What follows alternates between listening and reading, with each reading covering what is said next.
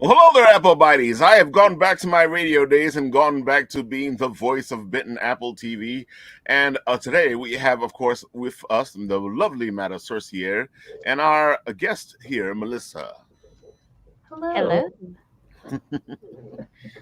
Yes, I've gone back to my old broadcasting days and I've turned into the voice. And But you I were like it always the better that voice. You're just the voice sans face now. I like it better that way. Oh. I've always said I like being behind the scenes, and radio was the way to be behind the scenes and still be in front of the scenes. I get it, because you know what? Having your face on camera is exhausting sometimes, because there's, Oh, there's that one person who's talking for like 10 minutes straight, and then you don't know what to do with your face. And then you're like, you start to Yes. get really self-conscious, and then you're like, your face starts hurting, and you're like, I don't even know what's going on. And then at that point, you're not even paying attention to what the other person's saying, because you're just like, my face, what is it doing? I gotta tell you, I don't know how people do this for a living because we do the conventions and we used to do the whole microphone and the camera and when people are talking to you, you have to look interested or it's not even that because you're interested. It's just you have to have looks on your face. Yeah, like I tend to have a very neutral expression a lot of the time, which is just like, the old RBF going on. Y'all Mhm. know what I mean. So yeah, it's like I'll be somewhere at like a party or something, and it'll be great and I'm having a good time, and people come over and ask me like, What's "You wrong? okay? Are you having a good time? Are you okay? Are you sure you're okay?" I'm just like, "Yes, this is just what my face does." It's the whole thing. And then it's like suddenly you're not having a good time and you're Yeah, scowling because because everyone is just asking you pointing it over and over out. again. You're like, stop asking. Like you're ruining this for me. Get out of my Well, face. I'm not having a good time now. Yeah, exactly. It's funny because I have a permanent smile on my face, so no, I get the opposite. I'll be somewhere and they go, "Ralph, you're not taking this serious." Oh no, I don't know which is worse. And then And I'll be like, dude, I have a permanent smile on my face. Well, why are we doing? I have to actually concentrate to get rid of the smile. oh no, like you must Oh. be terrible at funerals. Oh, yeah, it's horrible. Because Like why are you smiling? He's dead. I'm just remembering the happy memories we had. exactly the good times. Absolutely. So, Gotta Melissa, why have don't we these good. start off by telling the audience who you are and all the beautiful stuff? Give them the spiel. Go for it. Absolutely. So, hello everyone. I'm Melissa J. Massey. I am your purveyor of fine fantasy comics and tragic shenanigans. And right now, I am running a relaunch campaign for my Turkish Ottoman adventure series, The Alchemist of Aurelia. It is the story of a novice wizard, a sword fighting princess, a faceless spellcaster, and now a cursed djinn who are on a quest to find the lost atelier of an ancient alchemist in order to stop a witch's vengeance. So we are going full steam ahead into this, what I'm calling my overtime for this book. I use a lot of sports metaphors. At the time, it worked better because my team was still in the NHL playoffs, and now they're out. So it doesn't work so good. I've been having to try to come up with Uh, some new metaphors. But luckily, yeah, that was not foreshadowing for what happened here, because you funded on the first day, so that I has me can't super believe That excited. it. is nice. I know. I keep thinking like maybe I should fail campaigns more often because this one's just popping off. Like I got Project We Love. I haven't gotten Project We Love for a long time now.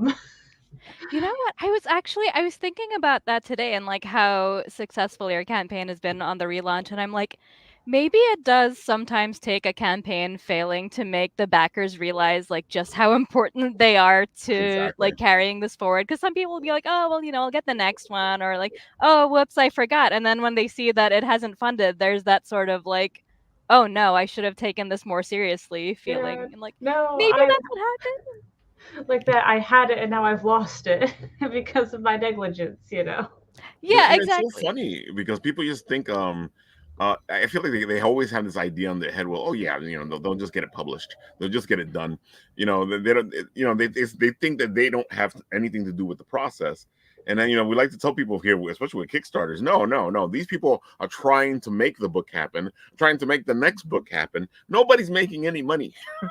Yeah, I love it when someone's like, "Oh, I'll wait till your book is in like Barnes and Noble." I'm like, "Honey, my book is never reaching Barnes and Noble. Like You're it's gonna it's be now or waiting. never here." You're gonna be waiting a long, long time for You're that. Then. it's Yeah, it's not happening. You're waiting for something that's just not gonna happen. So yeah, like For sure. people don't really understand how important it is to back these campaigns and to keep like, the stories they love going until I guess it's too late, which Yeah, fortunate that it takes something like that to wake people up and make them realize. yeah. That is Yeah, sad. but yeah, and you mentioned about how it's not just funding this book; it's also for future books Hmm. too, to keep the series running. I don't think people realize that you have that cascading effect of sure, we get this book done, but now number 5 becomes more possible, number 6, number Yeah, 7, onward forever. So yeah, it is really important for, if you have something you love, try to show up in some way, even if it's just sharing out the campaign, yeah. because I know, this the economy is not great right now. We'll Oh just my say god. that. Yeah. So That's why I always tell people, like, if you pump extra money into these projects, because once they see you're funded, they go, oh, okay, they're funded. Yeah, I'm Like, like, oh, no, they no, don't need no, me no, no, anymore. It's no. and it's not only about like, us needing the backers, but it's like, do you like the story? Are you interested in the story? Do you want to see the series continue? Because like, as much as we love our projects, at the end of the day, if you're like, you're going and you're just barely getting funded, you start to realize like, oh, maybe it's not worth it to continue the series as much as I want to. Like maybe I have to spend my time somewhere else. Maybe I have to do something else. Or, like if a project doesn't get funded like repeatedly, like I've seen that happen and it's super unfortunate. And then people just have to give up. And the ideas that we see floating around on Kickstarter are like they're so much different than mainstream comics. Like you want to see these like weird niche stories survive because they're important. absolutely, and there's not really any other outlet for them. Like it's really, this is the place to find readers, to find Hmm. your audience, and to do that market research to see who's coming and does your concept have legs, and can you get it to have legs. Can you get enough eyes on it? Yeah, it's the eyes, the legs, everything that Yep. they need to be working. All the parts need to Are we be doing are their we thing. building a Frankenstein here? Is We this what's could be. happening? I But mean, isn't that what crowdfunding is? yeah, Kind of. it Yeah. definitely is. And I feel like people forget that in order for, because like, oh, okay, well, I'll just get it eventually, like you were saying before, over here. I'm like, in order for you to get it eventually over here, we got to do this first. Yeah, we got to make sure this happens so that you Exactly. get it eventually. Hmm. Exactly. Yeah. This is the first step, and then you'll get a book. Exactly. What made you decide on the art? It feels like it fits the story completely. Oh, that's good. Yeah, I have been really excited with this series because I feel like, particularly here, my art has really improved over. Yeah, gosh, I was looking at issue 1 pages today. I'm like, wow, it's like totally different. I feel like with this series, I've really been able to push. I've learned a lot of new things, especially with digital art, because I never did digital before, and then I started doing it on this series and finally getting the effects and the look that I wanted. So yeah, I just love coming back and working on this series because I never know, what I'm gonna put out next art wise and how it's gonna come together. And then it's like, oh wow, like I did this? What? All right, I have so many questions for you on this front. Let's see if I can remember my questions because like we don't get to talk to a lot of artists, writer people. Usually it's just writers or artists or whatever. So like when you're working on a page, like I want to just ask what is your process like, but that's such a vague thing. But like, all right, so do you have an idea of what the page is going to look like before you start, or is it more of just like things happen organically, like as you keep working on it? Yeah, usually I do thumbnails or storyboards before I jump in, but I was so excited with the writing part this time that I kept writing too far ahead in the script for the thumbnails. So I ended up just writing a script, page by page, which I don't usually do. And yeah, so I've just kind of been going off the script and launching straight into roughs. It's not something that I think I will do in the future. I really like having those thumbnails there as that first draft, essentially. Um, but yeah, so usually there's a plan, but this time there's no plan. So I guess for your main question, the process is chaos. It is just all chaos, and I just throw things around and I flail about through life, and a comic is born eventually. Want to know a secret? That's what I do too, actually. I'm wondering if that's a common thing amongst artists and writers, where it's like you kind of trust yourself to do the art, but like it's still that's sort of like, how do I put all of these pieces together sort Yes. of thing. Definitely, yeah, because we don't need to tell someone else what we're doing, so we're just like, yeah, I'll figure it out later. It'll come together, and then it becomes later, and you're like, oh no, I gotta figure this out. Yeah, we're just like, drowning in post-it notes in our own head, just kind of trying to find the right post-it note. Yeah, I have enough definitely. trouble trying to tell an artist what I want. I don't even want to know what you guys are going through. Oh, like I can't imagine having to write a script for someone else and actually describing like, all right, this is the panel layout I want, this is that. Like, I'd have no idea how to do that. Like, if you put a gun to my head and you're like, all right, write a script for someone else, like, no, just shoot me, because I wouldn't know. Like, I don't even know my own panel layouts until I just start like throwing them on the page and I'm like, okay, this looks good, and it goes with the dialogue. Yeah, now that I've been co-writing on Battle Panda, it has been a whole weird experience. I keep forgetting sound effects even in my own comics, and now I have to tell someone else to do them, and it's like, what? What do you Yeah, mean I have to tell someone? They'll how's figure that it been out. going? I'm so curious about like what you've been doing with Battle Panda. Oh my goodness, it has been so much fun. We just finished, well, I guess not just finished. We finished the script for issue 3. We have a new artist on board working with us. She is fantastic. Her name is Crystal. Um, and she has been starting on some layouts and some pages and things that we will be using for that Kickstarter, which is coming up in June. So that's why I wanted to get this relaunch done pretty quick, because I wanted to be fully out of the way and prepared to jump on and help with that campaign coming up. But it's really nice working with a team of people, and like if I can't figure something out in the script, instead of being like, I'll figure it out later, hopefully something sorts itself out. Instead, there's other people I can throw The ideas at. conversation you can have, yeah, That's Right. it makes just life the easier. people. Like there was this one scene we needed jokes for, and I just was able to write in, please insert funny joke here because I'm unable to come up with something. And we, between like all of us kind of throwing ideas around, we were able to eventually like come up with jokes for that scene. And it's really neat to see it go through that refinement process of like I take a pass at it, and then Farhan will jump in and he'll take a pass, and we hand it off to our editor, and she goes through it, and then we just do that in a few rounds, and then this time it was about 9 drafts, and at the end of the day we had something that was just so awesome, and it was such a cool process to see it go through that refinement all together. And with this one, we actually did go through a lot of major changes with the script, so it was really cool to see that evolution and bringing in some big ideas and shuffling out some things that weren't working. So it's been very nice, but there are times where I do like kind of disappearing into my own work, where I can just kind of throw things around and not have to go through such a formalized process sometimes.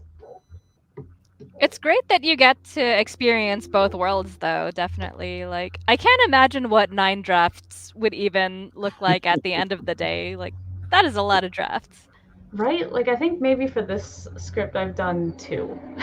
2 or Yeah, maybe 2.5. yeah, it's like 2.5, and then, like, as you're drawing it, you're still like, oh, hey, maybe I can do this instead, and then end up changing it midway, and it's like, Yeah, or why is this character here? They don't have a sword. I need someone with a sword. Well, switch him out. oh, man, Uh, yeah. yeah, and I try not to. I have been enjoying digital because it has given me the opportunity sometimes to redraw panels that just aren't working. I try not to do it too much, but I have done it a few times in this issue where it's like, this just doesn't make sense, or this isn't working, and I'll even have it like all the way to pencils, and I'm like, nope, I'm tossing that out. That's not. I think I tossed out a whole page at one point. I'm like, nope, this is no good. Get out Wow. of here. It's a good call to make, though, because at the end of the day, you definitely don't want to put out a page that you feel like, either isn't your best work or it just doesn't make sense. So, like, It's nice. Like the one nice thing about doing your art is that you can throw out a whole page and you don't have to pay someone like, hundreds of dollars to redo another page. Yeah, or like when I was working on paper more, and I still do, but there is that sense of, do I really want to erase all this? Like I've come so far already. I'm just gonna live with my choices, you know? Yeah, there's definitely more hesitation as opposed to just like lasso tool, delete, goodbye. Yeah. Or I'm just gonna select this I'm and gonna make this work. I'm just gonna delete this entire file and pretend it didn't happen. yeah. But yeah, definitely. Yeah, I still do all my color illustrations by hand. I don't think I'm gonna give that up. You I shouldn't. It's such a special thing to do, and you don't see a lot of people doing that. And also, it's cool when you have like the extra work to sell and like make some extra money for the campaign. Oh, definitely, definitely. It's nice to have, you start with a blank page and then there's something there now. It's a real thing. It's like, what is this? It's magic every time. It Um, absolutely is. yeah, for sure, for sure. And it's just fun, like the physical act of putting tools to paper and like the you don't really feel the ink, but it's like I don't know how else to describe it. You kind of like feel the colors blending together, and you're pushing paint or ink around or whatever you're working with, and it's fun. It's just fun. So yeah, every all my color illustrations I'm still doing by hand, and I'm gonna keep that way. I If I could support that. ink better by hand, I would still be inking by hand, but my inking is horrible. So you do the inks digitally and then you print them out and then color over them, or how's your process there? Oh, I did start doing that because my other series is in color. This one's in black and white. Yeah, Black Ball was So like all by hand, wasn't it? That was all like yeah, traditionally inked and like traditionally colored, and like that's absolute madness, but I love it so much. it is. Yeah, I don't know why I do this to myself. But yeah, with that one, I've just was doing it all by hand, and then actually there was a couple pages at the end where I did ink them digitally because I had a really complicated pose, so I used the 3D models to help assist me in Clip Studio. And I ended up printing those pages out and then coloring them that way, which I liked, except finding a printer that I could print out everything appropriately and it wasn't gonna, like, the ink wasn't gonna come off or like any other manner of weird things that can Did you use happen. a laser printer or I inkjet? I don't know what we used because we just went to the university that my husband works at and we used a printer there. So I think it It's gotta was be a it's gotta be laser. laser. Yeah, 'cause it Yeah. what the laser does is it fuses the toner to the page as like a solid thing, so you can just color over it and it won't bleed. And that's pretty magical. I love ink. I love laser printers. They're great. Oh, that's nice. Yeah, I need to pull the trigger and buy a printer so I can do that because the whole trying to find somewhere to print something is so stressful. It's like the worst Well, like thing. what size paper do you use? Do you use regular 8.5 by 11 or do you go 11 by 17? 9 by 12 on Black Ball. On Alchemist, when I was doing it, I was using, I think I was using my 11 by 14 paper for it. Mm. So Yeah, I yeah, mean different sizes. if you don't mind coloring on like 8.5 by 11, there's like a super cheap HP LaserJet printer you can get that's probably like 120, which for the LaserJet, it's like kind of on the low end of Yeah, cost wise, but that's not bad at all. yeah, it's the one I use. Ah, man, I forgot. It's like MK, like HP MK17 or something, and it was the printer that like every college student went for during the pandemic because you need a printer at home, and it was like super cheap. Nice. And also, it doesn't take up a lot of room, which is great because I have like a super small studio space. So yeah, I recommend. Oh, nice. Yeah, because I don't have room for anything. I have boxes and crap all over that I can't unpack because there's nowhere to put Oh anything. dear. Yeah, that's the downside of doing like physical traditional art is that things take up so much room and then you're doing books and then you have boxes of books and like merch and stuff. Oh, and then you have boxes of boxes, and you're like, what does my life become? Oh my, yeah, because you have to save the boxes in case you have to ship something out that can Yep, only fit in that specific box. So you're just, exactly. yeah, Oh, yeah. oh my God. And like you know the joke of all us comics creators, we're just passing around the same few boxes because we save the comic mailers. Yes. Shh, that's a secret. This is no secret. I specifically send my reused boxes to friends because friends know.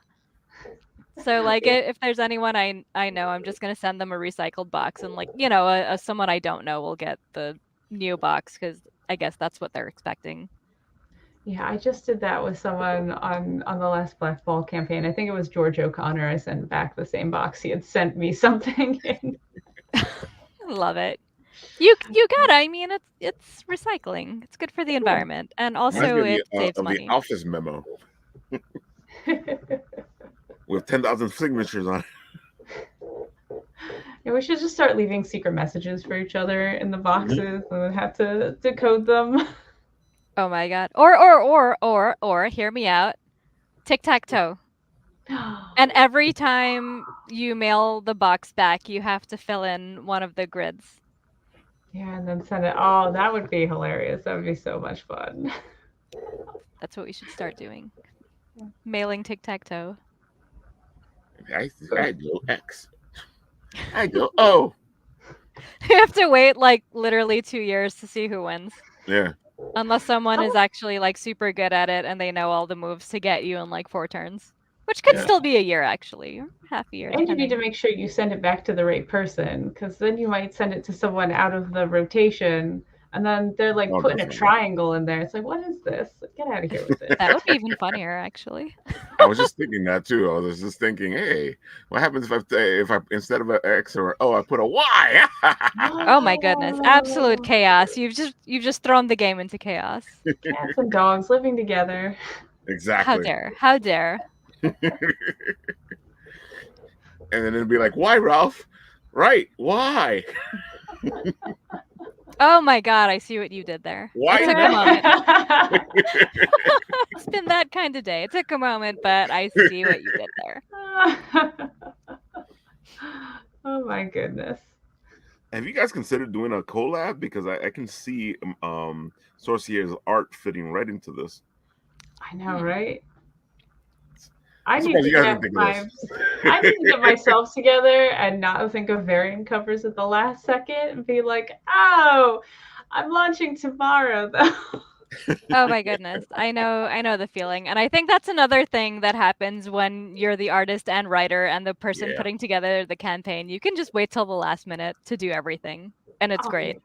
Yeah, I always wait till last minute to do my standard cover, and then I'm like, crap, I can't make any of my graphics because I have no cover for the book. So this time I was actually pretty good, and I did it earlier than normal. But usually it's the last minute. It's like and then I'm scrambling to make all the 3D mock-ups and get the little PDF logo and put it on. And it's such a hassle. And Kickstarter's whole like image system is so redundant now. Oh gosh, it's unnecessarily for everything. Like, I'm too tired for this Kickstarter. It's like you need images for the images for the images, because it's like, oh, you have the tier and then all the little individual images for the tier. And why are you making us do so much work? It used to be so easy to set up a campaign. Right? And then now you need for each item, and oh goodness. I feel like it's like some form of malicious compliance on Kickstarter's part, because everyone was like, oh, why can't we have like little images for the tiers like Indiegogo? And they're like, all right, well, you want images? Well, now you have to put images and other images and other images. And we're going to make this as images of the images of the other images.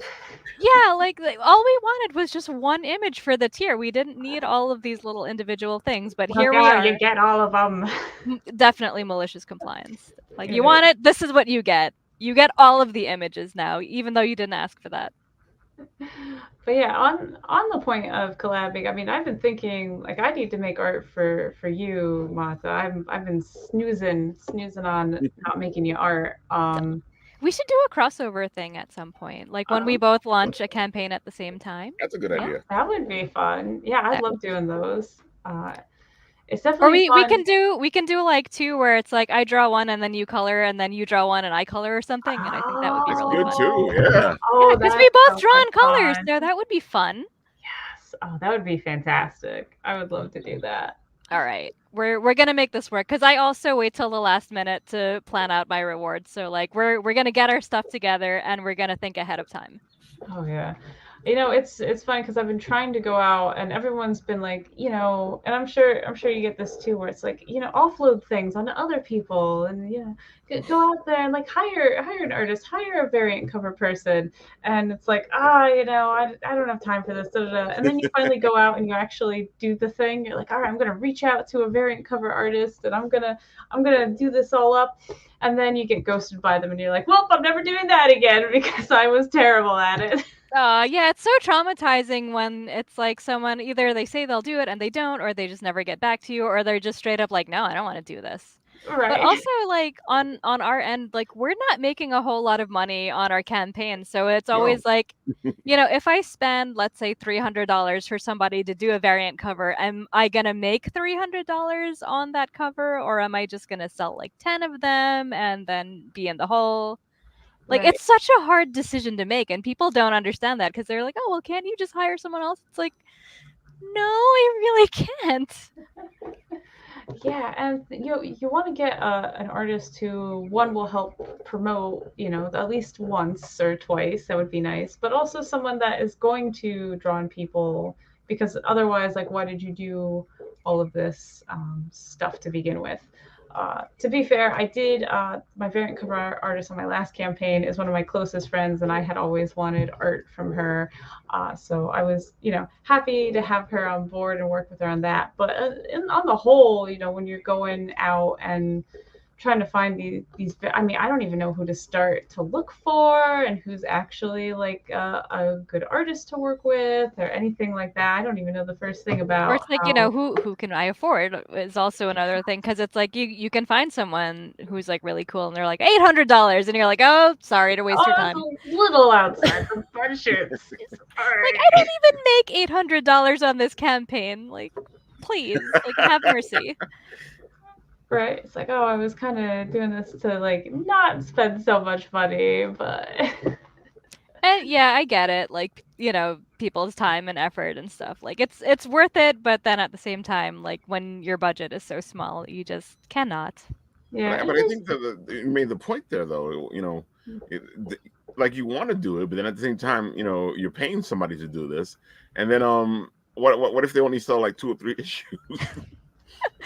It's such a gamble. I don't know how people have like the cojones to just be like, "All right, I'm going to hire like 10 variant cover artists I and was just thinking the like where it's the whole wall of covers and it's like 60 different artists and it's like, well, first off, where'd you find all these people? Exactly. yeah, and like where did you get the moolah? Because then you see there's like, there might be 60 different covers and they only raise, let's say, $10,000 for the whole campaign. Like guaranteed they spent more than $10,000 for all of those covers, plus the interior art, plus the printing, plus the shipping, plus the Kickstarter fees. Like homie, you're probably like negative 20K in the hole right there. It's like how to money? How to money? Right? Yeah, so it's definitely a balancing act and trying to figure out like what works best for you. Sometimes if I have an idea for a variant cover, I like to put one together, but on the whole, it's like, just buy my book. It's just I'm very Right. tired. But see, I there's the I other feel thing. like Then people we need T-shirts at a con that say that. Like next time you do a con, it's like I'm very tired. Please buy my book. exactly. But it's funny because then you get people who tell you to do a variant cover, and then do they buy it? Yeah, Nope. also true. Also true. I mean, I like seeing other people's variants, kind of like Yeah, other people's dogs, other people's children. Like, I like seeing other people's variant covers, and then I get to That is leave such a them on the Kickstarter such a page. great comparison, actually. that's actually exactly what it is. That is spot on. It's like I like that, but not for me. Right, exactly. And there's been some like cool things I've seen other people put together, for sure. So it's nice to see all the creativity in the community like that. But yeah, I'm too tired. And it's always frustrating when people ask you for things that you know are going to cost you a lot of money on your end and that you would need to order like 100 of them just for like the one person like, "Oh, I think me and Blake were talking about like stained glass covers and how that's a thing." And he's like, "Oh, you should do that." I'm like, if I had like 1,000 people buying a stained glass cover, like absolutely, but chances are it's going to be like Wait, super expensive. Yeah, like a stained glass comic Is it cover. really a stained glass Yes, cover, actually or stained is glass. it look like a stained glass cover?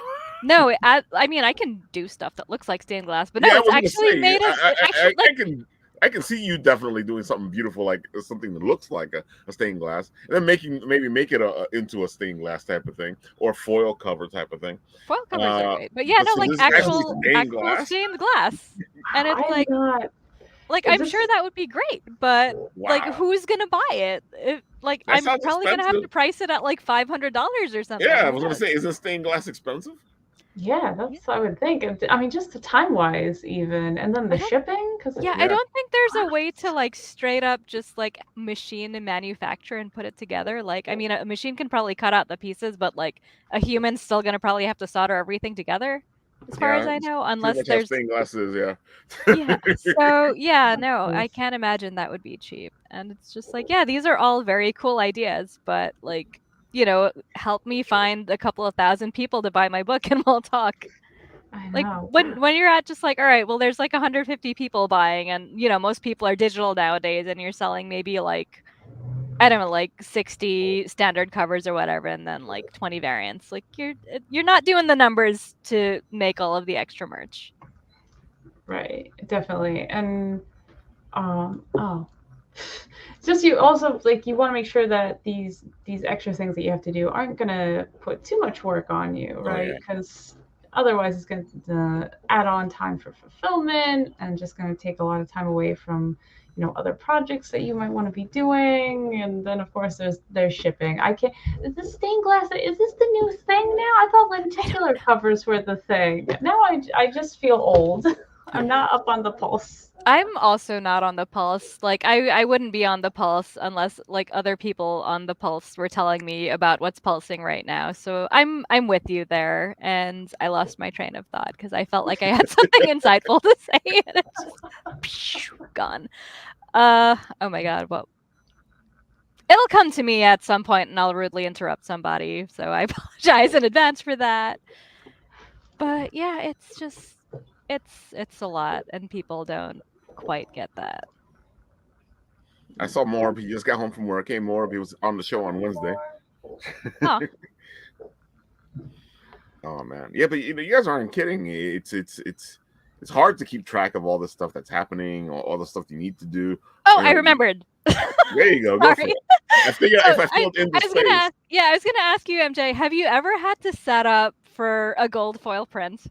ooh, Oh, not yet. It's so annoying. Like even Oh, stuff like that honestly. where people are like, "Oh, you should do that with gold foil." And it's like, "No, you have to make like a whole other layer channel thing." I don't remember off the top of my head because it's like it's such a weird process and then you have to like, look up what the printing company calls that channel specifically, otherwise like, it won't print right and then they send it back to you and they're like, "No, you didn't name it right." And then it's like a whole back and forth and it's annoying. wow. Oh my Yeah, so goodness. even something as I never simple as even that thought where about people are that. like, "Oh, you can just add gold foil to it." I'm like, that's going to be like a couple hours out of my day figuring out how to do this again and reading the instructions again because Well, it's it such a sounds pain in like the I'm ass. never doing that. So Is it the Yeah, same I'm thing for sorry a full cover? for deterring you from doing that, but it's so tedious. cross, Such a cross pain in that the ass. off the list. Nada, is this the same thing for a foil cover?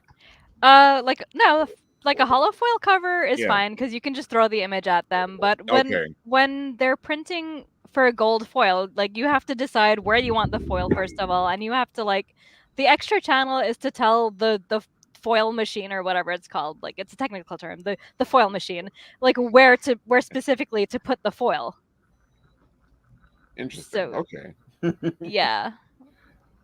And even just deciding where to put the gold foil on the print in general is very hard because you can't just have it everywhere. You can't just have it on every outline because then it looks weird. So then it's like You have to highlight the right things. Yeah. you have to so I like Right. I'm there like I do a printout of the image myself with like a color printer and I'm there with like gold ink like going over the lines like over and over again with like multiple prints trying to figure out where to put stuff. And it's so hard.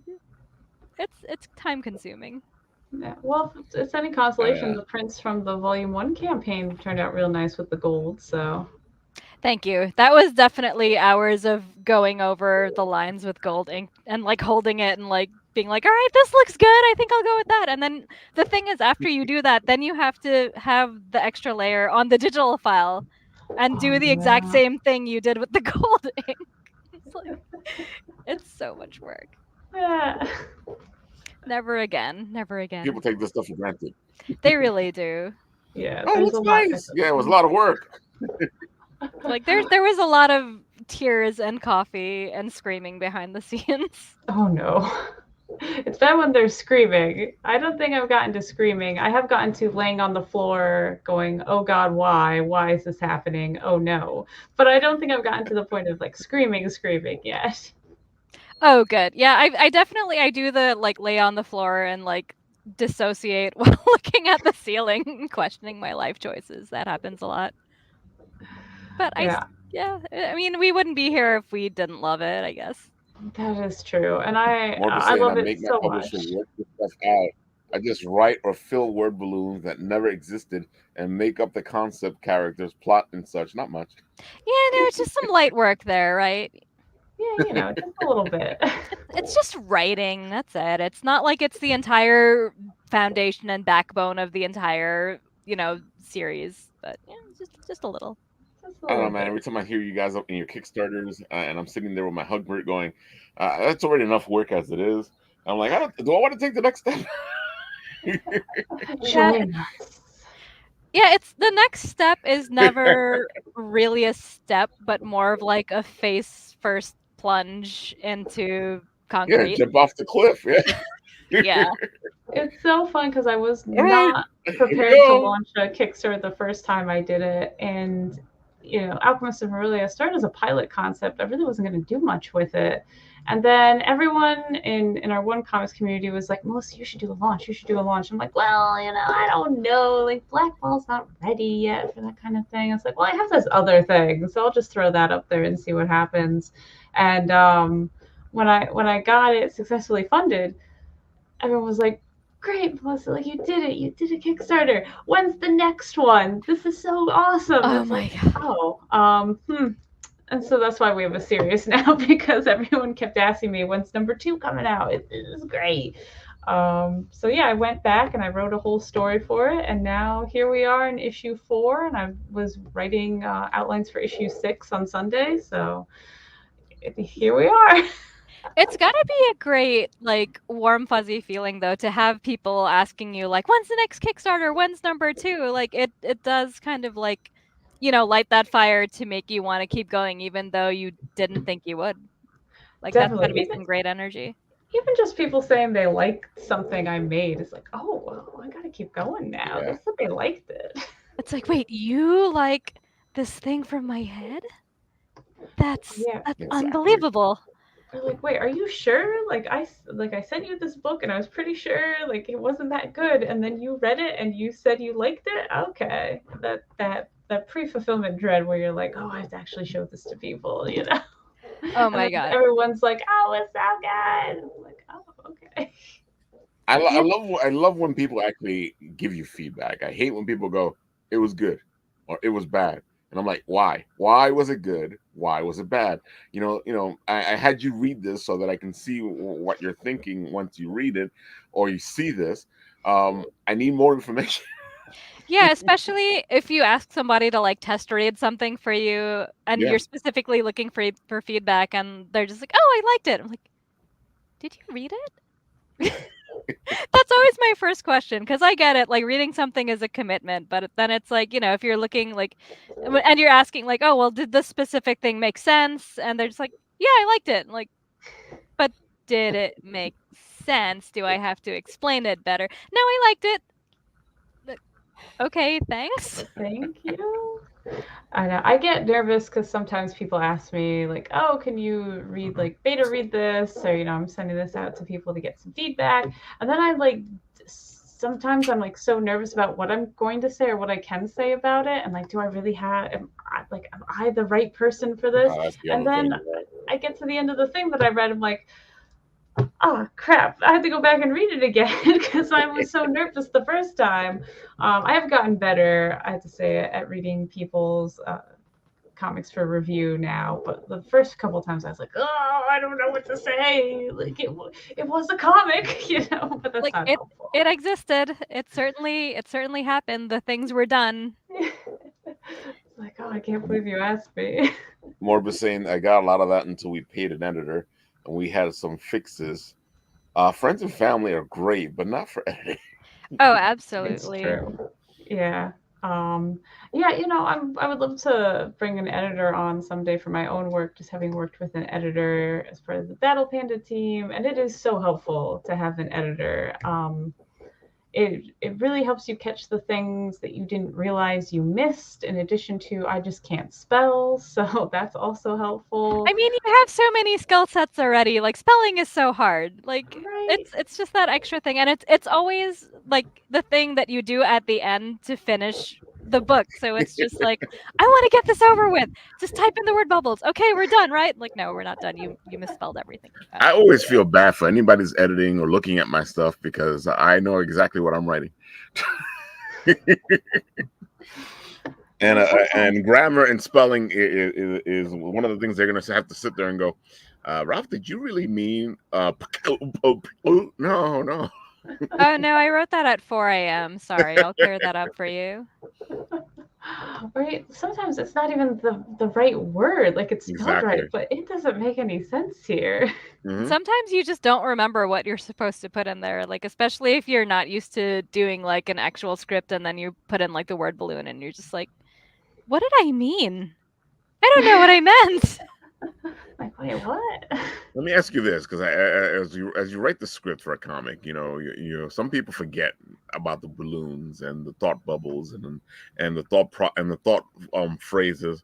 Do you feel like you're more aware of it as because you're doing the drawing and the writing on the comic?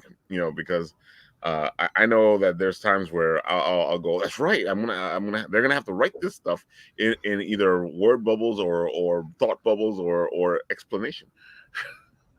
Oh yeah, and the amount of space that like your Mhm. entire monologue is gonna take up, and you realize you can't cram it into like, one tiny panel in the corner. Yeah, you know what, Ralph? Actually, I think I am even worse at it because I write the script and then I draw the thing and I forget the script has to go in the thing that I Yeah. drew. And yeah, it is how much can I crowbar into this tiny panel so I can get the beats right, or it's like, there was gonna be a speech bubble here, but then I drew this cathedral on accident And it and looked I don't want to I, beautiful. cover the I love the old cathedral. accidental cathedral. It's more common than you think. Just whoops, I tripped and I fell, and there's a cathedral on the page, and there's nothing I can do about It's it. a great example of Whoops. Italian Baroque. Like, it'd be a shame to cover it up with Exactly. dialogue.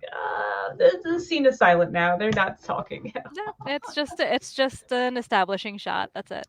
Yeah, I have been trying to be a little more careful lately, but without fail, it's like, oh, I did not leave enough space for this. But at least on digital, I can just select and shrink stuff down, and then it Move can it fit in. around. Yeah, At least there's that. that is always helpful. Morb was saying that he's developing four characters, so sometimes they speak in each other's voices or cadences. This happens all the time, and that was hard for me to catch. Yeah. Like sometimes they start talking like each other, or a character sounds like another character, and you're like, well, no, they're not supposed to sound like that. Or they all kind of sound like the same person sometimes Exactly. because you haven't quite gotten a feel for the character yet, Hmm. and then it's a lot of going back and being like, yeah, wait, this doesn't read right. Yeah, there's a lot of nuance to it, and it just takes practice, Oh, definitely. practice with the individual character, but also just as a whole general character writing. It's the more you do it, the easier it's gonna get. I love that theme of like, persistence and practice because like I was rereading Alchemist today and it was just like, oh man, I'm gonna mispronounce the name. Nuria? The Nurie, Nurie. Okay, yeah, yeah, like her whole thing of like, just wanting to do the thing without actually practicing. I feel like that's so like relevant to being in a creative field because people like they just want to cast the spell but they don't want to do like the work behind it to actually get right, to a point where they can do it properly. Like I yeah. felt that when I was like rereading it. I was like, "Oh my god. This is exactly like art." there's no difference between art and spellcasting. For sure. And especially there's go especially if ahead. you're high and listening to Dio while you write. Oh, it sounds like a good That time, actually. that would do it. I think there's also definitely a sense I pulled through of wanting to be able to make the art that's in your head and then not having the skills for it and being so frustrated at that kind of dichotomy. Yeah, For years, I think maybe I used to say, "Oh, my art didn't get good until 2016," and now I don't even think that's true. I think like now my art is good because I'm finally able to draw the things somewhat that I've envisioned in my head. Still not perfect, but there's just so much disconnect between I imagined it like this, but then it came out like this, and I just didn't have the skills to render it the way I wanted to, or to do the foreshortening correctly, and it causes a lot of that anxiousness in artists. I think where we just want to get to that point where we can draw the thing the way we 100% want to draw it, and yeah, it doesn't work that way. No, it never works that way. Also, I feel like it brings a sense of like anxiety or dread when you're sending out the books and like the vision that you have in your head and that like the book isn't quite living up to that vision that you have in your head and then you're like, are people gonna see this and be like, "Oh God, she's so bad at this. Like, why is she even trying?" Or like, but people just take everything at face value, which is great because they don't know what could have been. But it's always like I always get super nervous when I'm shipping out books because I'm always just waiting for someone to be like, "Oh my God, like, do you even know what you're doing?" Right? And Or like, the I answer can't is believe I always no. spent money on this, Oh like, my God, oh. yeah. Definitely, yeah. There's that total dread after the campaign, like, oh, now I have to actually show this to everyone who yeah. backed it, and am I going to disappoint someone? Especially when you get new backers in, it's like you want them to come back and like, oh, they're gonna know the truth now Oh that I'm my just a God. hack. I have anxiety dreams about shipping out books where like the pages aren't in the correct order. Oh my god. Oh no, I've So never had to worry about that, but now I might start. oh no, I'm sorry. But yeah, like so when I get like a fresh batch of books from the printer, I kind of like I don't know, maybe the first 40 books I'll take them and like flip through and make sure everything's in order and then like pack it in the Gemini mailer and call it a day until I feel confident enough that like something didn't go wrong. I mean, something will still go wrong, but at least that was one thing that didn't go wrong. Like there's just so many things that can happen. Oh yeah, my last campaign fulfillment, something was going wrong at every step of the way. There Oh was, no. oh yeah, it was the pages weren't the right resolution the first time around, and then I couldn't reorder a book, so I had to go and find the old electronic copy, make sure it was formatted correctly to be able to send to the printer. Then my metal covers ended up at the wrong address, and I had to go find them. And Oh no. oh yeah, it Wow. was it Oh was a my whole god. thing. It was just like, Oh why is my life falling apart? Why is my career falling apart here? And it, Um, it always does feel like the end of the world at that point where you're like, this is it. It's over. Like nobody will ever back another campaign that I do ever again. I've ruined everything. Why have I done this? I know, like, why is this all happening? It's always everything at once too. Like I had one book I was doing layouts for, and the motherboard on my computer died, and we were Oh moving, and I had to send the motherboard back to the company, and then they sent it back, but they sent it to our friend's house instead of our new address, so that we had to, wow. and that was just a whole. So that's why I don't lay out my own books anymore. I have a lovely production artist, and I just wanted the curse removed from me, the layout curse. Yeah, just push that onto someone else because the less work you have to do on your own thing to like the better it is. Yeah, and I Which think just which you admitting where should your know, Matter, weaknesses. because you do all that stuff on your own. It like amazes me, all that stuff you do. Oh my god, it's a blessing and a curse. I am also like a control freak, so it's like I hate to say it and phrase it this way, but I do have like a very specific vision for the book and like I'm like at the end of the day I'm doing it for me, so I'm going to do things the way I want them to be done. Right. Yeah, this is what I do to keep myself entertained and also like, buy cat food. Dude, I don't know how For you it. like. I know you had an issue with a Kickstarter and a bunch of stuff happened, and you had to relaunch it. But how do you all of a sudden decide? You know what? I do another cover. I got impatient. Like I did have some time between everything in my life going horribly wrong, and it was kind of like the one thing that helped me get through that also because it was like it gave me something to focus on that was going right aside from everything else that was going wrong. And it's not easy for me to do because I'm not the kind of person who can like channel negative feelings into beautiful art like people think artists can. Like when I'm down in the dumps, I'm like laying on the floor like face down, not wanting to do anything. Like Drinking heavily. yes, absolutely. And like I don't even drink like that, but then all of a sudden it's just like, you know what? I need something to take the edge off. Yeah, or I stress eat carbs. Oh my god, yes. Like lots and lots of cake was had. Like lots of Oh, like cheap grocery store cake, things like that, where it's just like I need something to No, get through the no. day. So yeah, like you know, sometimes I do hit a point where I'm like, okay, I'm ready to kind of crawl out of this ditch that I've been thrown into and like make some art. And so yeah, I got out of the ditch. I made this and then I went back in the ditch for a while. Like, that's that's what happened. And yeah, it's Thanks, more. oh, awesome. thank you. I mean, from the Sharing is looks of caring. Sharing is caring and it's free. Like share things people. Share links. You never know. Like it might not be your thing, but it might be the thing of somebody who sees your link. So Yeah, that's how it works. right, there's so many things I've discovered just from people randomly posting links, and I yeah. couldn't even tell you Mhm. where I found half of the stuff, but it was probably just someone sharing out something they thought was interesting, and it caught my eye, and so you never know.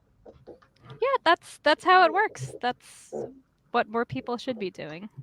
Like how this new cover catches my eye Oh, because it I Mm, is really see what pretty. you did there. nice.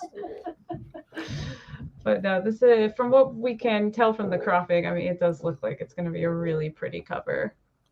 Ah, thank you. I was thinking about doing a cover reveal, haha, at some Mm. point. Or I'll make people wait till the campaign, maybe. I don't know. I haven't decided on that yet. I would love to see what the rest of this cover looks like. Mhm. Because it like it catches your attention. You're like, okay, okay. So what You're else is like, going on? okay, something is cropped out here. What's Exactly. being cropped at? And it's like exactly what you think it is being cropped at. And yeah, Oh, okay. yeah, I did it as an experiment to see if, like, the not safe for work covers will really help a campaign or not. And it was fun to do. So, win-win either way. But we'll see how it goes. Well, at least it looks beautiful. Thank you. 'Cause sometimes some people throw this stuff up there and they're like, boom, and you're like, Yeah, I mean, okay, I it's some of them like, I hate to say it, but like 95% of them are like extremely tasteless yeah, and also just uncreative. And it's just like, come on, guys, you can do better than this. So yeah, my criteria for the cover was that, it had to be pretty, it had to be like artistic and within good taste.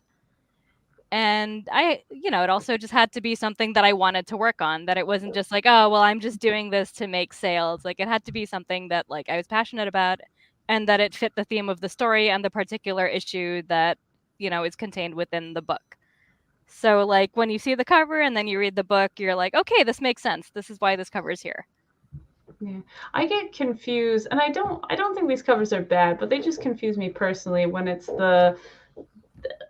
just an improbable situation. It's like, well, why are they doing that with clothing missing? Like maybe like I don't understand how they got to this point, and it just confuses me. I'm not saying they're bad. I mean, the art on a lot of these is really well done, but yeah. I'm just confused. I don't How did they understand. get there? That's what It's we like want. How did they? We want to know how they got Why are they driving a car? Like what is this?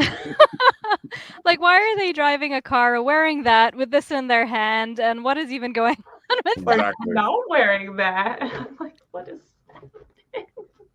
Oh man. but yeah, I think you got the right idea here because it does already, you can tell it fits in with your other art and it fits in with other covers, Yeah, it doesn't. and It's not jarring. exactly. And it seems like this would be a normal situation to maybe have some fun items Exactly. out and about. and not having them driving a car. I don't know. I don't think I've actually seen a cover driving a car, but I don't want to give too specific of an example. Right. No, And we're not calling anybody out here, but I get it. Like some absolutely. of these situations are just like someone either put a lot of thought into this or no thought at all, and like no in between.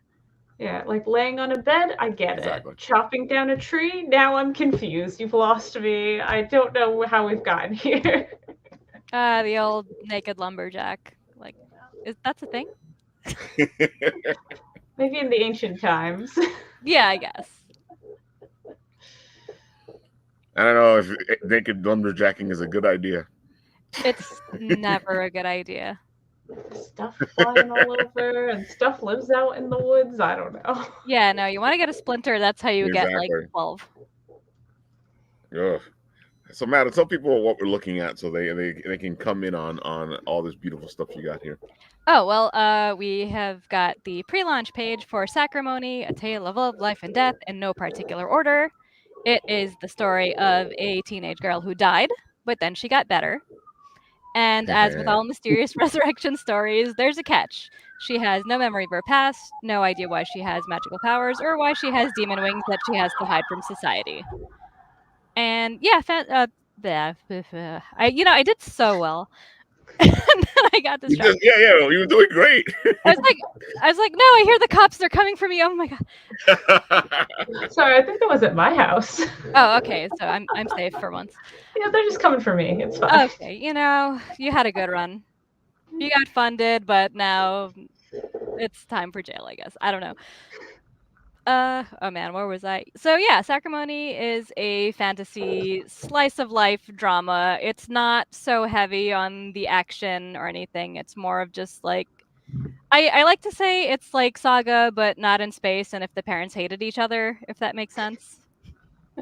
That is a very accurate description. I love that. Thank you. Yeah, because it's not about like, oh my god, action adventure, we have to save the world, we have to do this. It's more of just like this dysfunctional family and a dysfunctional family of gods, and like, how are they just coping with the bad hand that they've been dealt. It's definitely a story that revolves heavily around like unresolved grief, trauma, and people just doing what they can to get by. And I know it sounds super depressing, but there are definitely like funny, lighthearted moments that balance the whole thing out. Yeah, So the book has a great balance. thank you. It's not what you think it is, but it's more than you think it is. Thank you. I think that's the best thing anyone's ever said. Yeah, because you're sitting there and you're reading it and you're like, oh wow, this flows, and you want to see what happens next. You want to see what happens next. You want to see how they get out of the situations they're in.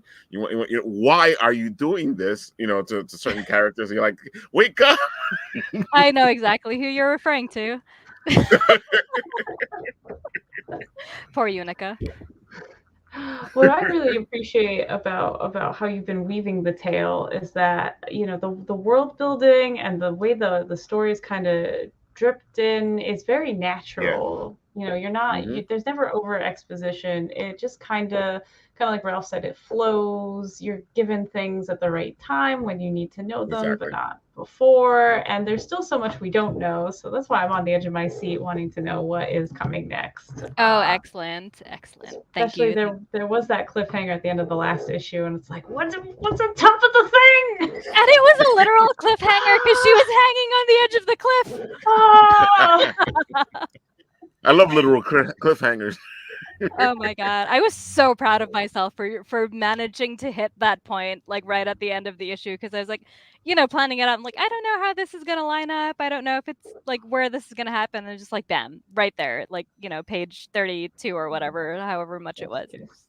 It serendipitously worked itself out. So sometimes luck is on my side. Sometimes that's what we need, a little bit of luck. Oh my god, seriously. Yeah, this next issue is absolutely gonna be a fun wild ride, because it switches over to Kajad and like what she's doing during the festival that Unica's working at, and like she runs away from home, which I can say because that happens in like the 4th page, so you'll see it, and like Exactly. It's as traumatizing as it sounds. Like, if you're a teenager who is very sheltered, knows absolutely nothing about the world, and you're just going out into the world thinking you can handle it, like, Wow. yeah, you're gonna be in for a wild ride. I know what I'm And doing. yeah, until you don't. And you also get like a history about like how the world was created and like a little more about the gods, which is why I decided to do this cover, because it's like the two main gods, like, you know, what they did and what they were up to, and just this whole thing. The moment that made everything happen. Yeah, that's literally the moment that they made everything happen, because, you know, they created the sun and the world and everything. Let's make an Earth, honey. You know, I should put a speech bubble there that says that. It's like, hey baby, want to create a planet? Yeah. Boy, howdy do I. Woohoo! Sentient races, sign me up. Oh man. Let's see. What else do we got up here that we're supposed to talk about? Mr. Fish. Mr. Fish. Here we go. Mr. Fish is doing his beautiful book. Oh, he funded! Hooray! Yep, Excellent. he's funded. He was so close to funding before. Yeah, he was so close before. Now he's over and he's there. But come on, folks, we can get him to 3,000. Dude, if you love Saturday morning cartoons, this rated R Saturday morning cartoon is right up your alley, man. Because this is a Saturday morning cartoon, and it's gone the wrong way. No, it's gone the right way. Are you kidding me? Oh, I agree. I completely agree with you. But if we're talking about sensory. Okay, fair. Yeah, it's no, you know what? It's not a Saturday morning cartoon. It's more like a Friday midnight kind of cartoon, I guess. Dude, this is totally yeah, exactly. It's like Adult Swim material, exactly. Yeah. But yeah, I love his art style. I love like the dynamicness that he's done. He's also, you know, an artist writer, which is always cool to see more people doing that out there. Like, everyone kind of treats us as unicorns, and I'm like, no, we're not that special. There's a lot of us. Like, there's a lot of you guys. Yeah. Like, just look at webcomics. Yeah. I know a lot of you guys. Oh, yes. I'm glad. I'm glad Ralph is one of the few people that knows that artist writers are not unicorns. And folks, this thing is amazing. And if you guys join Mr. Fish's Patreon, because he's constantly making books. That boy does not sleep. Yeah, he does one issue per month. I don't know how he does that. Oh, yeah, what's that life like? Like, his Patreon, he mails you a new issue every month. So it's like you have a monthly subscription, and it's just like, I look like such a slacker compared to him. Yeah, and if you're on his Patreon, you actually get the book before you go to Kickstarter. Dude, what are we doing? Yeah. Oh, I don't know. Working, I guess. Can you imagine that? You know, you're on the Patreon. You know, dude, that's a Patreon you want to be on because you actually get the book before it even goes to Kickstarter. Wow, that's incredible. I can't even keep my Patreon running, so. Yeah, I'll have it for like, I'll have it good for like maybe 2 weeks or so, and then I'll start kind of like slacking because I'm just like, I don't have time for this. I can't brain this properly. I don't know what to write. I know. I'm like, oh, I'll do this. I'm like, oh, that's dumb. No one wants to see this. But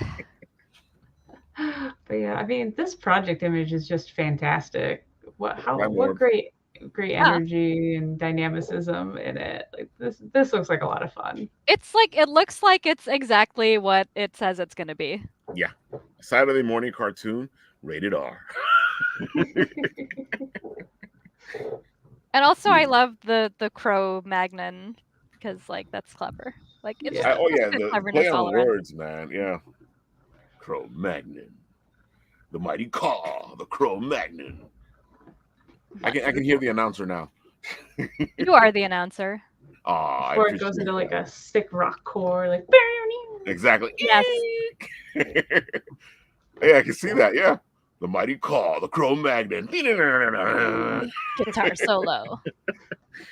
Oh man, let's see what else do we got over here. If you like your D&D, of course, you want to go check out the Madcaps. They are funded. They're funded. They're 1,000. Come on, folks, we can get them higher than that. Yeah, come on, they got 16 days left. This book is fantastic. You like D&D, it's right up your alley. He's taken his D&D campaigns and made them come to life. That's always fun to see because it's like you can say like, "Oh, well, it's another D&D campaign," but no group plays the same way, so No, it's never the same. it's always gonna feel like something completely different. Mhm. Yeah, and it's one of the books from Phil, because Phil's helping publish people now. That's From very Fumble. cool. Yeah. So go check it out. Go help support this. They're at 1,000. We can get them to 2,000, 3,000. Come on, folks. Let's keep Remember, this folks, going. that when they say what they want, usually they need double or triple that. Yeah, like that 1,000 is definitely not covering the art. Like that's just for printing and shipping at this point. Exactly. Like let's help the team make more money. Let's help them keep going cuz you always want to think about that next issue and helping them get to the next issue. Definitely. Absolutely. And let's go back around to our alchemist. And go ahead, Melissa. Go ahead. Tell them. Yeah, so you're going to want to jump on with this one. We have 4 awesome, fun issues of Ottoman Turkish fantasy adventure. There's wizards, there's books, there's swords, there's all kinds of things going on. In this issue, we're actually going to a new country that we haven't been to before. It is Ice's hometown. They just need to pop in, visit her uncle real quick, get a royal seal so they can go to the Great Library.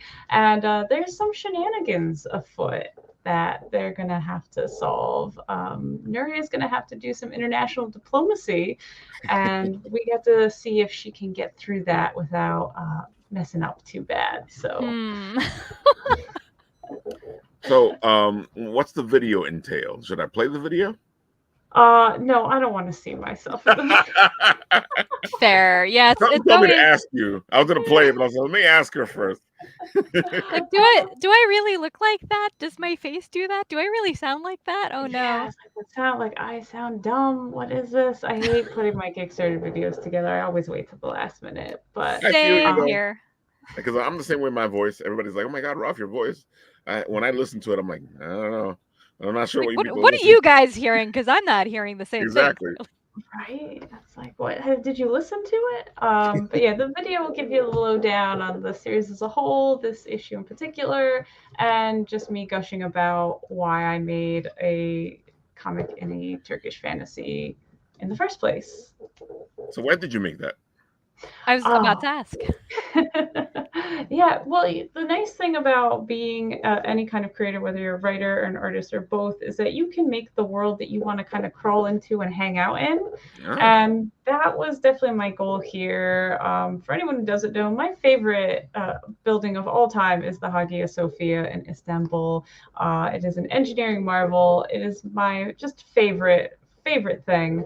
I've never been there, have lots of pictures of it, and I just basically just want to make a comic that was just what if they were in there all the time kind of vibes, you know.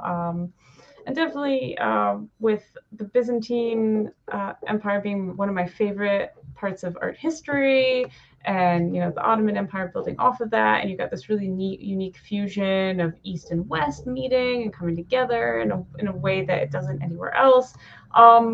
Yeah, I just want to put a comic there. I also explained in the video how there's always that one book, and it's usually like the third book in a YA fantasy series that's always set in a kingdom in the east or somewhere else that's not the main part, and it's always like the cool like desert slash eastern kingdom, and that's always the best book in the series. So I wanted to do that, but a whole series. Smart move. now that you said that, Melissa, I feel concerned about myself, because you're saying you want to put yourself in somewhere where you want to be. And it makes me wonder about half the stories I write. Yeah, I'm like I definitely would. I'm not cut out for surviving in like the world of sacrimony. I know that like hands down. I could not.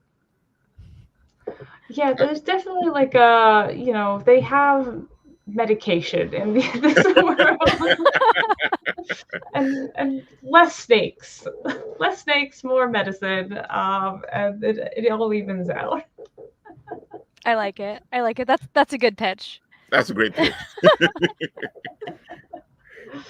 So I guess it is funny. I'm terrified of snakes, but I made the national symbol of Aldea a snake because like, oh, they lived in the desert, and it was the first country that was established after the Pantheon War sorted itself out, and they used a snake as their logo, their logo, their national symbol, because they saw that snakes could survive in the desert, and then they did too, and it was all great. I'm like, this is good world building, but I am terrified of snakes. Why am I doing this? Like, this is I awful. I love that though, because you're rebranding the snake, because everyone's like, "Oh, snakes, duplicitous, sneaky," and here you are as like the snake is a symbol of like strength and survival and triumph, and like I love that. I would love to justice for snakes, justice for Justice for snakes snakes. everywhere.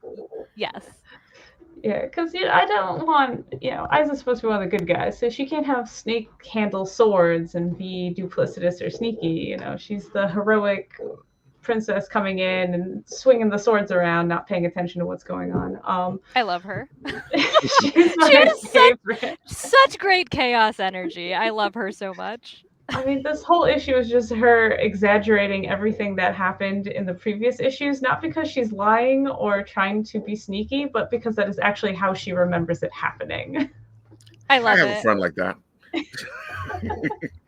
I have a couple friends like that. I feel like I've been that person sometimes where like you're just so much in the excitement that when you're explaining it to someone else, like you make it sound more exciting than it actually was. Like Yeah, I and you get that. love your friends so much, so you're just hyping up everything they've ever done, and they're like, "I've never done that," and it's like, "Shush, yes, you did. You're Like, yes, you amazing. did. Stop You're a being so humble. star." It's just misremembering things. So yeah, that's essentially the plot of this issue. That's what gets us kicked off, is some extreme hyperbole and some fun times.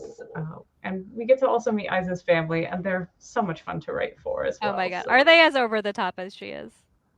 her brother and her father are for sure. They're all like the same person. And Oh then my she has god. another brother who's very tired because he works all the time. And so he never gets any sleep. And he's just kind of, Relatable. yeah, so he just kind of is there, and he's like, oh, yeah, whatever.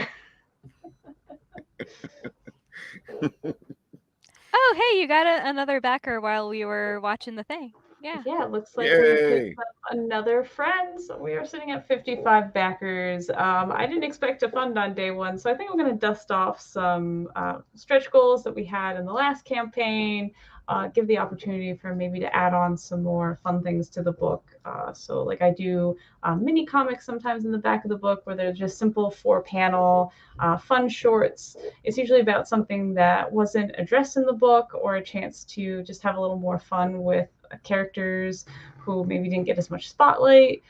So for example, one of my favorite ones from issue 3 was about Nerie's dad, and Isa just assumes that he's dead because she's a main character. And Oh my no, he's god. not dead. I won't say where he's at, but so yeah, things like that I like to do for these mini comics. So I'm hoping we'll get some of those in the book this time around as well. I Tate love says, those. "Congrats on funding." Thank you, Tate. Mini comics in the back are like they like silly comics especially, they give me life. Like I love seeing that when creators do it. West Oh, it's off. done. Oh, hey. Oh, snaps. I love the little comics. We grew up with those things. So it's great to see them. Yeah, it's a fun exercise of kind of getting outside of the box a little, writing something a little different, drawing something a little different, and playing around with these characters in ways that doesn't really fit in with the main story. Like I never would have had a chance to say like where Nuria's dad is, or there was one I did that was some of the villains interacting, and I never would have gotten to do that if not for these just little shorts in the back of the book. So it's a lot of fun for me. I always hope that we can get at least a couple in there, and I have some fun ideas for this issue if we get some of those. So jump on board, because there is still lots of fun left to be had. We have Stretch, 11 go, days. stretch, go, stretch. Stretch goals, yes. But yeah, so we have 11 more days. We're going to the 24th. So please join in. It's going to be a fun time. There you have it, folks. Go check out The Alchemist of Aurelia. Aurelia, yep. I said it right. Okay. Yeah. That's why I pronounce people's names when they come on the show.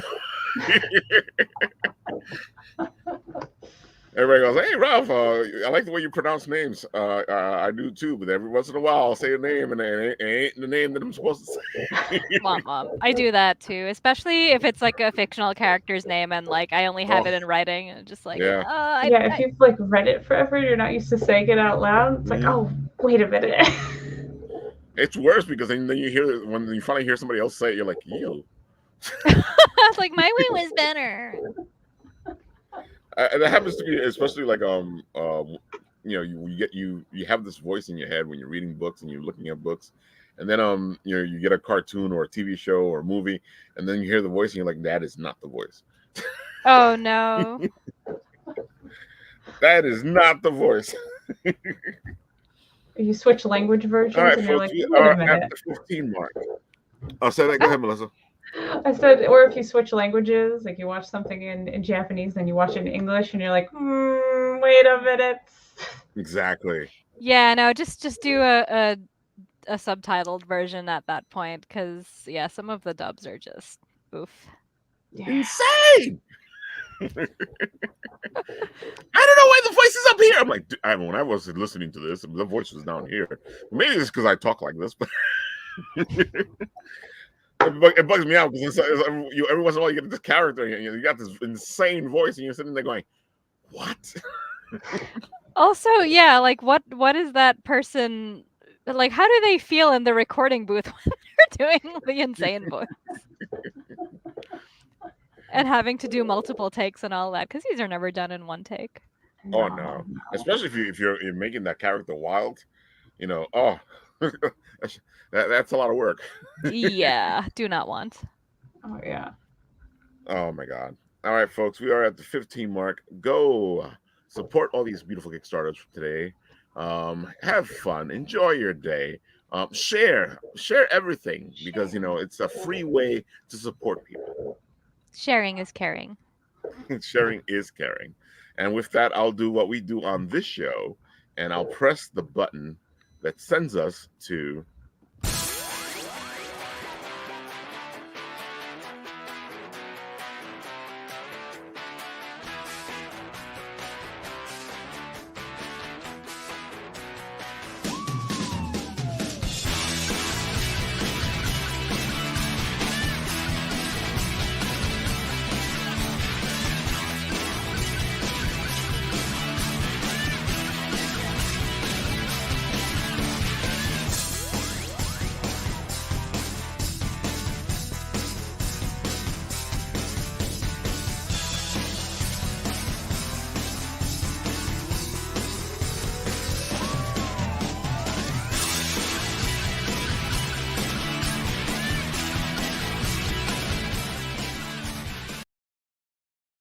and the Marvel